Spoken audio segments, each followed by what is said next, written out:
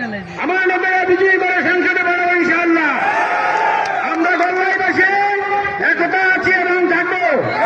আমাদের বলে অনেক কিছু ছিল, আপনাদের কাছে অনুরোধ, আপনারা দয়া করে যে যেখানে আছেন প্রত্যেকে আত্মীয় স্বজনকে বলবেন। আমরা দেখেছি যে নেতা আমাদের বিরুদ্ধে করছে সে পার্টিগুলো তাদের সাথে জামানত হয়ে গেছে। এই নির্বাচনে আমরা তার জামানত বাজেয়াপ্ত করবো ইনশাআল্লাহ। তার জন্য আমাদেরকে মাঠে আসতে হবে।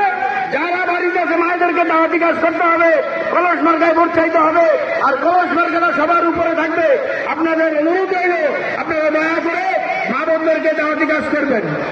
আর যারা এই কষ্ট করে বিভিন্ন এলাকা থেকে এসেছেন, গোল্লা ইউনিয়নের বিশেষ করে দক্ষিণাঞ্চলের 7, 8, 9 সহ হরিণ চাঁদুরি সহ বিশেষ করে টানাইবাড়ি যারা চুরতে আছেন, বাজবড়া গোয়াবাড়া সহ আপনারা কষ্ট করে এসেছেন। এই জন্য নেতার পক্ষ থেকে আপনাদেরকে আন্তরিক মুবারকবাদ ও শুভেচ্ছা জানিয়ে আমার বক্তব্য এখানে শেষ করলাম। বাংলাদেশ জিন্দাবাদ, আতিকুল আলম সাহেব জিন্দাবাদ, কলেজ মার্কা জিন্দাবাদ, জিন্দাবাদ, জিন্দাবাদ।